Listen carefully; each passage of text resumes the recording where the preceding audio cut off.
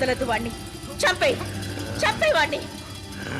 నీ చావు వీడి చేతిలోనే, వీడి చేతిలోనే.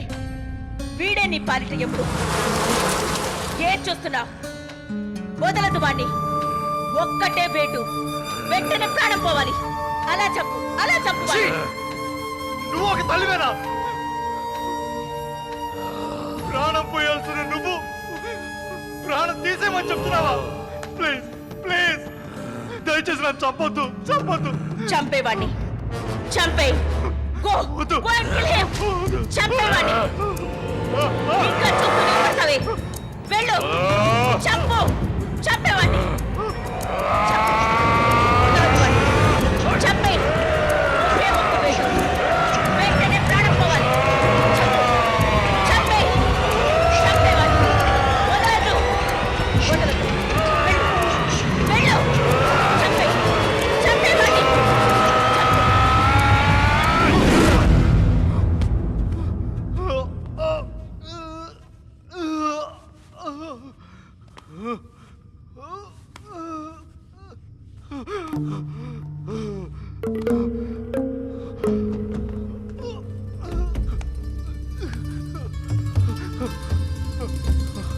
ఎందుకు వాడి బతకనిచ్చావు? ఒక్కటే దెబ్బకి చంపేయాల్సింది.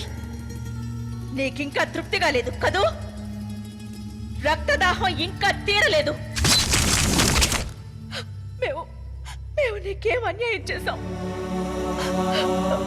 ప్రశాంతతనివని డబ్బు కోసం మా సంసారాన్ని హింసించి హింసించి బలి తీసుకున్నావు. ఇప్పుడు ఆ అమాయకుడిని హింసిస్తున్నావు. చంపేస్తే ఒక్క దెబ్బతో చంపేయి, కానీ ఇలా హింసించకు. ఆ అమాయకుడి మీద కొంచెం కరుణ చూపించు. చచ్చిపోయే ముందు ప్రశాంతంగా చావనివ్వు.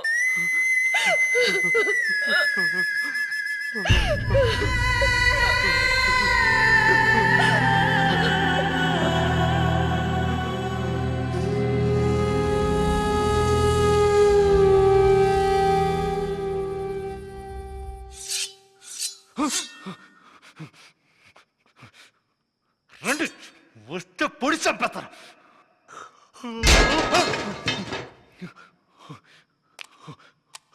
Who's that? ఎవరది? Who's that?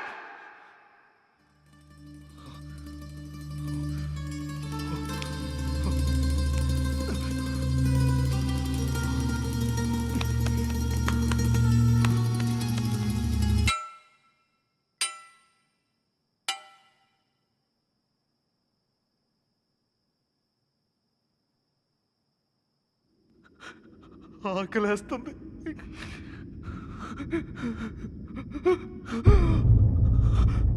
చాలా భయంగా ఉంది.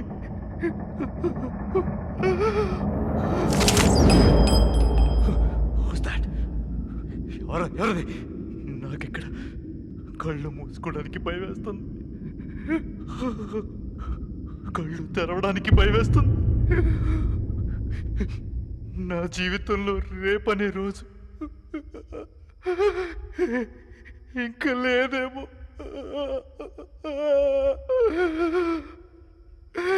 నా చావు కన్ఫర్మ్.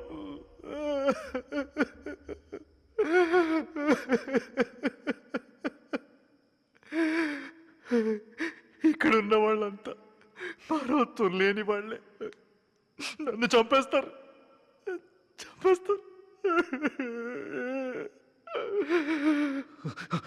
లేదు లేదు, మీ చేతుల్లో చావడం నాకు ఇష్టం లేదు. మీరేంటి నన్ను చంపేది? నన్ను నేనే చంపుకుంటాను. I'll kill myself.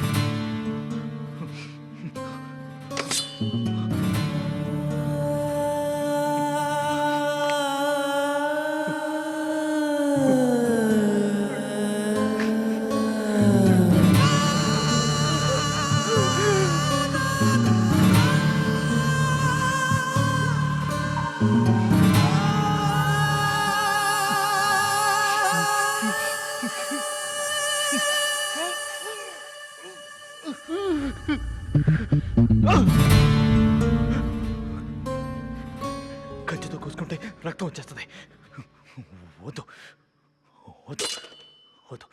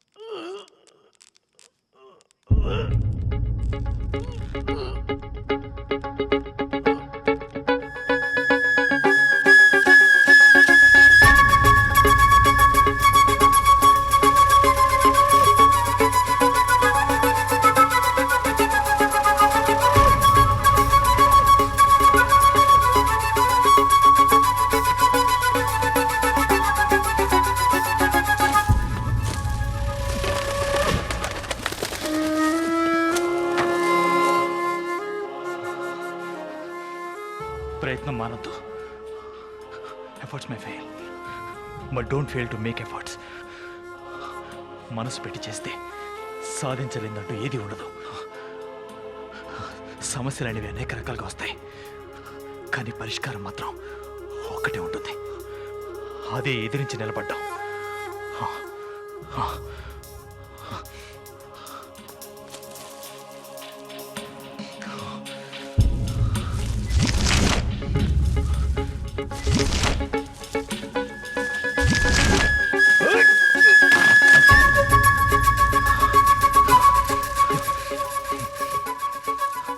నా మీద నాకు నమ్మకం ఉంది. నేను ఈ నరకం నుంచి బయటపడబోతున్నాను. సూరజ్, నువ్వు ధైర్యంగా ఉండు. ఇప్పుడు నీకు ధైర్యం చాలా అవసరం.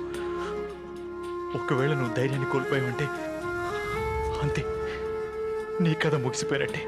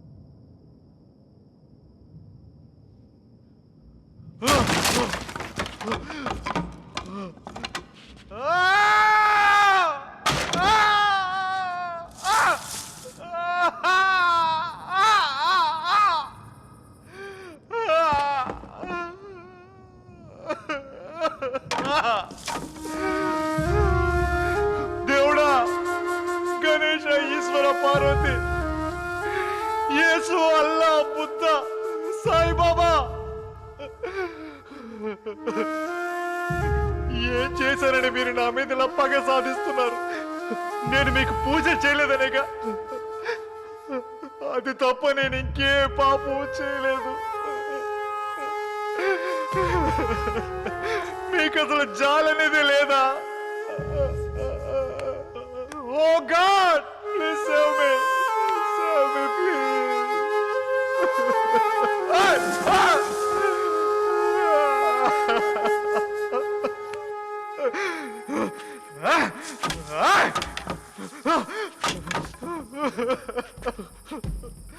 దేవుడంట దేవుడు, నువ్వు దేవుడి కాదు, పిశాచి. నాలాంటి అమాయకుడిని బాధ పెడుతూ సంతోషపడుతున్న క్రూరుడు నువ్వు. ఇదే ఆఖరిసారి. జీవితంలో ఇంకెప్పుడు నీ పేరు తలుచుకోను.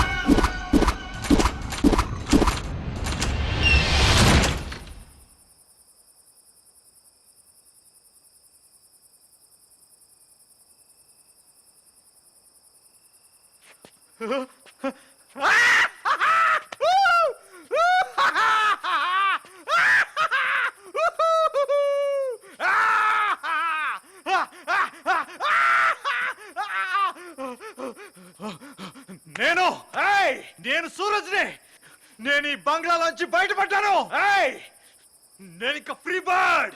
ఈ క్షణం నేను చచ్చిపోయినా పర్లేదు, ఎందుకంటే స్వతంత్రంగా చచ్చిపోయినట్టు ఉంటుంది. ఈ జైలు లాంటి నరకంలో కాదు. స్తంభం చూడు చూడు చూడు చూడు. నీ గెలుకున్నాను చూడు చూడు. నేను బతికున్నా. చూడు, నేను గెలిచాను. నేను గెలిచాను.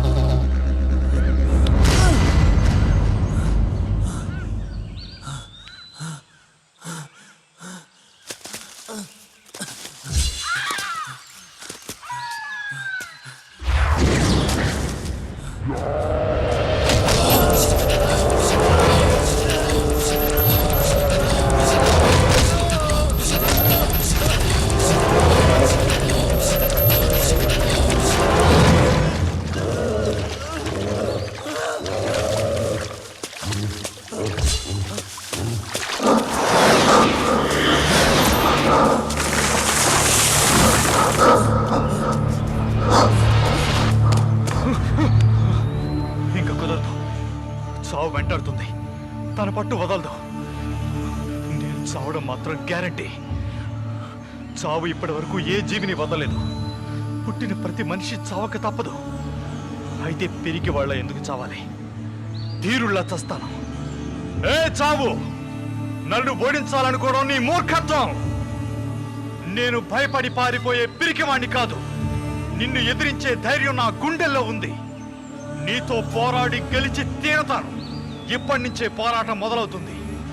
చివరికి నువ్వు నన్ను చంపేసినా సరే ఒక ధీరుడిగా చచ్చిపోయానన్న గర్వం నాకు మిగిలిపోతుంది.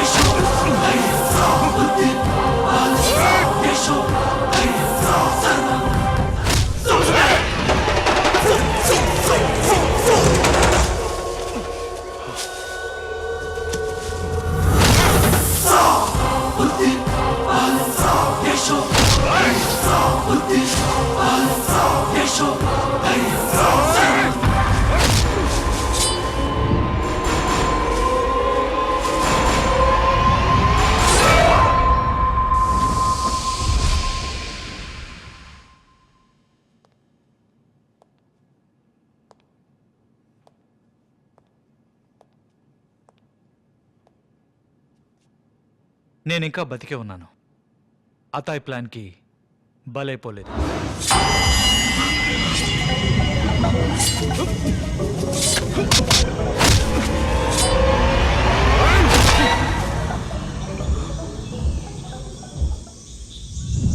నాకు అతయ్యకి అన్ని విషయాల్లోనూ హెవీ కాంపిటీషన్ ఉండేది. చదువు, స్పోర్ట్స్, కరిక్యులర్ యాక్టివిటీస్. తను సోనీకి ప్రపోజ్ చేయాలనుకున్న సమయంలో నేను సోనీ ప్రేమించుకుంటున్నామని అతనికి తెలిసింది. దాంతో వాడి జల్సీ బయటపడింది. దీనంతటికి ఒకటే సొల్యూషన్. కాంపిటేటర్ ఉంటేనే కదా కాంపిటీషన్ జరిగేది. అందుకే నన్ను చంపడానికి ప్లాన్ చేశాడు. దీంట్లో భాగంగానే బుక్ ర్యాక్ పడేశాడు. ఇత్తడి ఫ్లవర్ పాట్ నా మీద పడేసి నన్ను చంపాలని ప్రయత్నించాడు.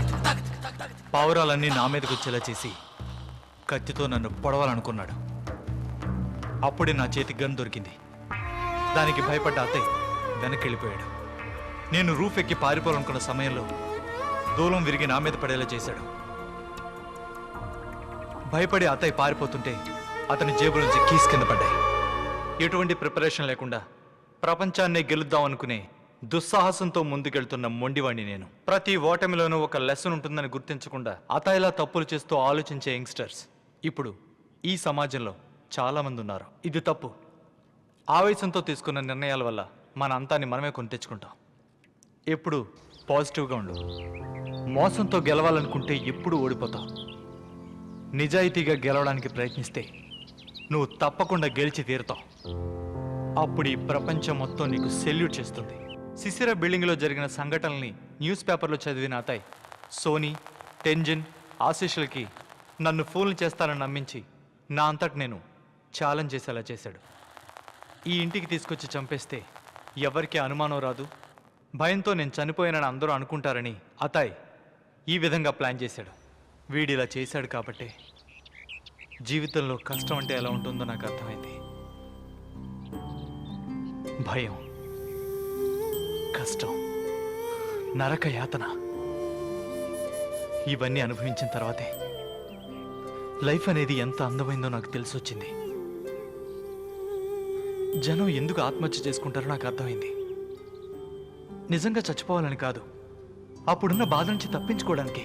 ఆత్మహత్య అనేది నాకు తెలిసినంత వరకు అనేక తాత్కాలిక సమస్యలకి కొందరు కనుక్కున్న శాశ్వత పరిష్కారం. అతయ్య నన్ను చంపడానికి ప్రయత్నించాడనేది నిజం. కానీ కొన్ని ప్రశ్నలకి జవాబు దొరకలేదు. గేమ్ కంప్లీట్ అవడం, ఫోన్ రింగ్ అవ్వడం, క్యాండిల్ వెలగడం, ఆ తల్లి, ఆ పిల్లలు, ఆ కోట్ వేసుకున్న వ్యక్తి, అదంతా నా భ్రమే అయ్యుండొచ్చు. ఆ బంగ్లాలో నేను అతయ్య ఇద్దరూ ఉన్నాం. నాకు కనిపించిన వాళ్ళు అతయ్యకి ఎందుకు కనిపించలేదు? ఆ ఫోటోలో ఉన్న వాళ్ళందరినీ నేను చూశాను, కానీ ఆ భర్త ముఖాన్ని ఎందుకు చూడలేకపోయాను? Now I came to know. భయం వల్లే మనం దేవుణ్ణి దెయ్యాన్ని నమ్ముతున్నాం. ఆ భయమే మనల్ని సజీవంగా ఉంచుతుంది. కానీ కొన్ని ప్రశ్నలకి ఎప్పటికీ సమాధానం దొరకదు. భ్రమ అనేది ఇంత బలంగా ఉంటుందా? ఆ తల్లి, పిల్లలు, కోటు వ్యక్తి, వాళ్ళని దగ్గర నుంచి చూశాను, మాట్లాడాను, ముట్టుకున్నాను. ఆ అనుభవం ఖచ్చితంగా భ్రమ కాదనిపిస్తుంది. దేవుడు, దెయ్యాలు